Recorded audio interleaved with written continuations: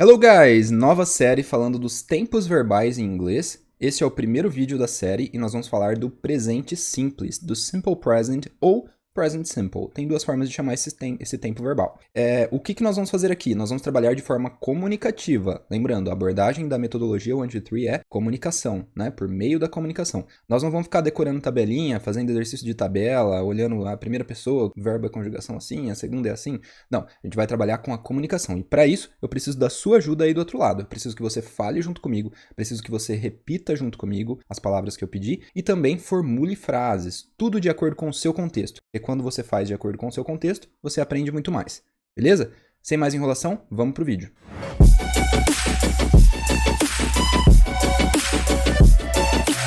Beleza, então vamos lá. Primeiro a gente precisa entender para que eu uso o present simple, não é mesmo? Por que eu uso? Ah, beleza, Rafa, para falar do presente. Ótimo. Mas o que exatamente no presente? E aqui eu separei alguns tópicos que são bem comuns dentro do presente. Então nós temos hábitos no presente, verdades universais, sentimentos, desejos, opiniões e preferências. Nossa, tá confuso, Rafa. Calma que eu vou dar exemplos e vai ficar muito mais tranquilo. Coloquei alguns verbos aqui também pra gente utilizar. Hábitos no presente, coisas que eu faço no meu dia a dia. Por exemplo, I play soccer. No meu dia a dia eu faço isso. I watch videos. Eu assisto vídeos. I clean my house. Tudo isso é hábito, não é mesmo? Eu posso ainda falar dos hábitos da minha mãe, com aquela conjugaçãozinha do S, né? Porque ela é um he, she, it. Então eu posso dizer, my mother cleans the house. My mother works in the afternoon. Minha mãe trabalha de tarde. Ainda posso continuar dentro dos hábitos e falar dos meus amigos. My friends study French. Posso falar também dos meus pais, o que eles fazem à noite. My parents cook at night. Meus pais cozinham à noite. Tudo isso eu tô falando de hábitos, beleza? E eu tô dentro do tempo presente simples. Ótimo. Também tenho verdades universais. Por exemplo, Messi is the best soccer player. Será que é a verdade? Ou é o Cristiano? Não sei. Mas alguns acreditam essa ser a verdade universal, então a gente usa is presente. Messi is the best soccer player. Outra verdade universal, kids are incredible. Kids are pure. As crianças são puras. Verdade universal. Percebe que eu estou utilizando are. São. Não eram, não serão. Sim, são. Presente aqui. Beleza, então, verdades universais a gente pode utilizar. Sentimentos, eu posso dizer assim, I love to study. Isso é um sentimento, é um desejo, talvez, né? Tem essa questão de desejo embutido. I love to study. Eu amo estudar. Eu me sinto bem. I feel good. Vou escrever aqui o feel para você se lembrar do feel. I feel good. Verbo sentir. I feel good. I feel bad. Então, sentimentos. I feel sad. I am sad. Eu estou. Olha o verbo to be aqui, ó. Am. Sempre no presente. Certo? Opiniões. Eu posso usar o verbo think. Aqui embaixo, ó. Coloquei aqui. Think. De pensar, de achar, né? Então eu posso dizer I think Messi is the best soccer player. I think Cristiano is the best soccer player. I think Neymar is the best soccer player. Então, esse think vai dar a ideia de opinião, é sua opinião. E preferência, I prefer to study English, to study French, por exemplo. A estudar francês. Yes? I prefer to play soccer, to play volleyball. Lembra que para fazer essa prefer isso do que aquilo é o to, né? A gente vai usar no inglês esse tozinho aqui. Beleza? Então, sem problema, para quais situações a gente utiliza? Vamos ter que dar uma olhadinha na tabela, mas é rápido. Em vez de ficar 90% do vídeo olhando para a tabela, nós vamos ficar bem pouquinho. Só vamos dar uma olhadinha nela para ver como que é, só para você relembrar. Então, olha só. Present simple. Tem o verbo live, né? O verbo viver aqui. Conjugação. O que é conjugação? Cada pessoa tem uma forma de utilizar o verbo, né? I, you, he, she, it. Igual no português. Eu moro, ela mora, nós moramos, não tem uma forma diferente? No inglês é a mesma coisa. Só que no inglês é mais fácil ainda, porque a gente só tem uma mudança aqui, ó, no he, she, it. Tanto na afirmativa, na negativa, quanto na interrogativa. Então, eu digo he, she, it lives. Coloco o S no verbo. Depois eu vou para o negativo, o S vai lá para o não.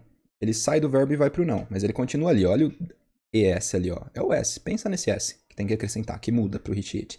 Então fica he doesn't live. Ele não mora. Em vez de falar o don't. O don't não tem o S, né? O don't segue Segue a ideia aqui, ó, do verbo sem S no afirmativo. E depois na pergunta, mesma coisa, ó. As pessoas que não tinham o S, sem o S. Continua normal, só põe o do ali para fazer a perguntinha, normal. O meu ajudante ali para fazer pergunta, né?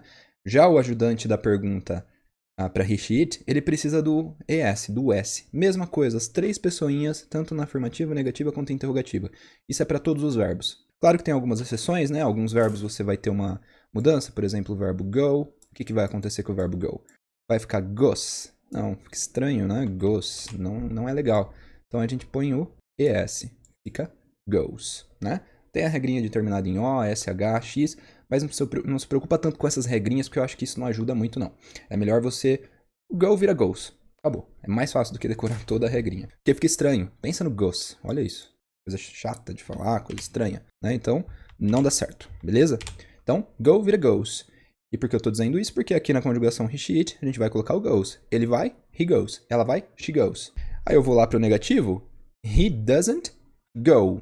Verbo normalzinho, ó. O S sai daqui, né? Não precisa mais ficar aqui. Ele vai ficar no não, no doesn't. Beleza? E na pergunta a mesma coisa. Does he go? Ele vai? Acabou. É isso de tabela que a gente tem que entender.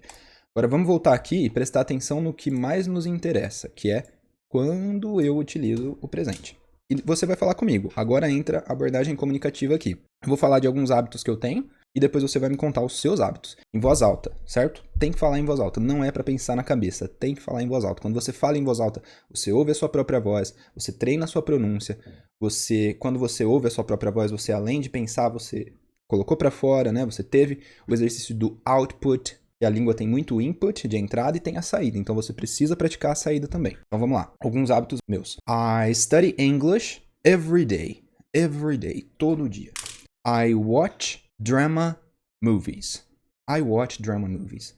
I clean my car every weekend. Weekend. Yes? Meus hábitos. What about your habits? Me conta aí, seus hábitos. Se quiser, pode pausar o vídeo para falar dos seus hábitos. Agora eu vou falar dos hábitos da minha mãe. Pensa na realidade, tá? Não tenta inventar coisa que fica pior. Na realidade é mais fácil. Traz mais pro seu contexto da vida. My mother. Lembrando que my mother é o quê? She. Tá implícito a ideia de she. Então ela tá dentro do he, she, it. My mother cooks. My mother cooks lunch. Minha mãe cozinha o almoço. My mother cooks lunch. Agora, uma outra terceira pessoa, o meu irmão. My brother studies administration. My father works with accountability, né, com contabilidade. My father loves to watch soccer games. Loves to watch soccer games. Vou falar algumas coisas que eles não gostam ou que eles não fazem agora. Tudo em hábitos. Estamos dentro de hábitos. Ideia de hábito, pensa nisso. My father doesn't want to play sports. My father doesn't want to play sports.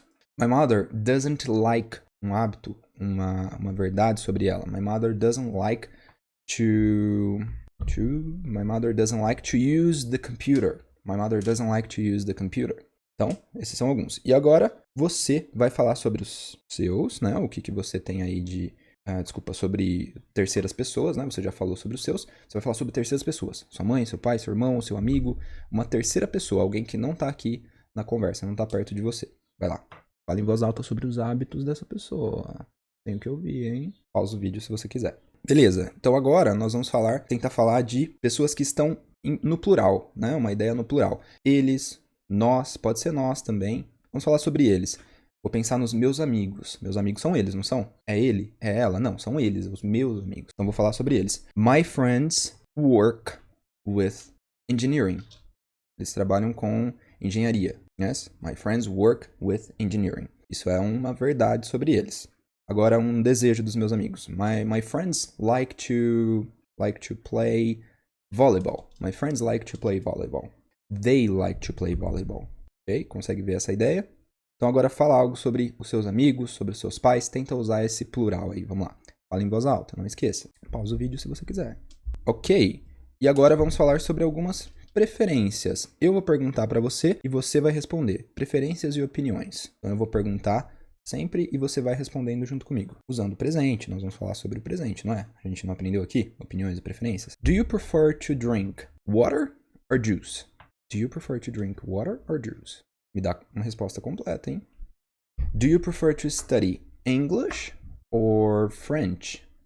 Do you prefer to watch a soccer game or to play?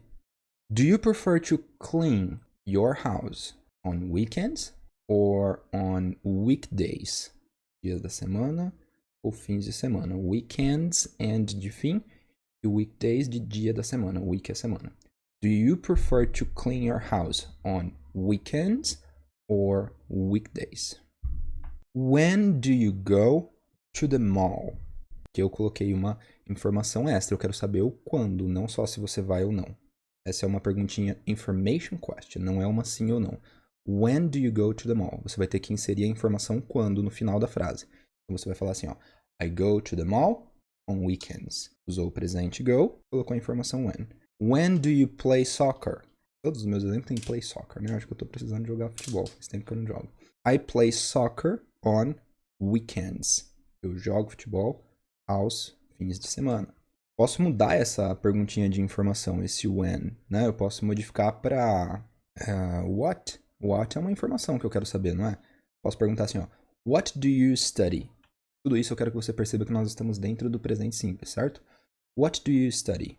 E aí você tem que responder o quê? Não pode só responder sim, eu estudo. Não é uma sim ou não essa pergunta, é uma information, nós chamamos, né? Information question. What do you study? What do you watch?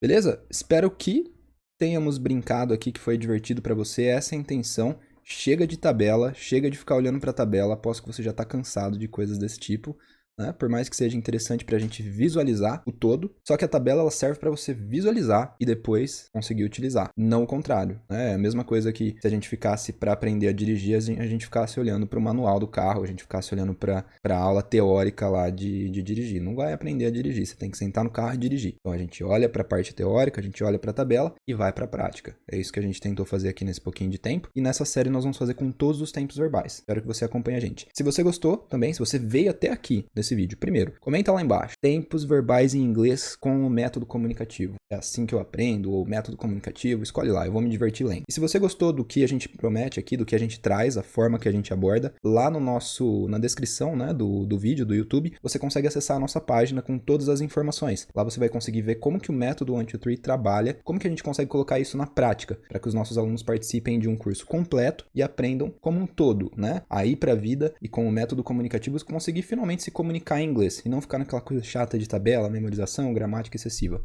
Se você tiver interesse, clica lá, dá uma olhada, beleza? Foi um prazer estar com você nesse primeiro vídeo. Nos vemos no próximo. Bye, bye. Opa, tudo bem? Tá gostando do vídeo? Se sim, deixa um comentário ali. Outra coisa, se você tem interesse em saber mais sobre entrevistas de emprego, se tá buscando aquela tão sonhada vaga na multinacional e quer um curso prático que vai te ensinar em um período rápido a se virar lá no momento, para depois você buscar mais estudos, claro, se aprofundar, mas para nesse momento você conseguir se virar, aqui na descrição do vídeo do YouTube ou no primeiro comentário fixado, vai ter lá informações, você pode clicar e se inscrever no nosso curso gratuito, com 5 aulas em vídeo, totalmente gratuitas, e mais uma apostila de acompanhamento. Eu tô lá nessas videoaulas. Você vai acompanhar comigo e vai ver como é que funcionam essas entrevistas, como que, com base nos meus alunos, tá? Essas pesquisas eu realizei com alunos meus para trazer um resumo do que é mais cobrado. Então eu tenho certeza que vai te ajudar muito. E aí quem sabe você não se interessa e continua os estudos com a gente, tá certo? Um abraço. Clica lá.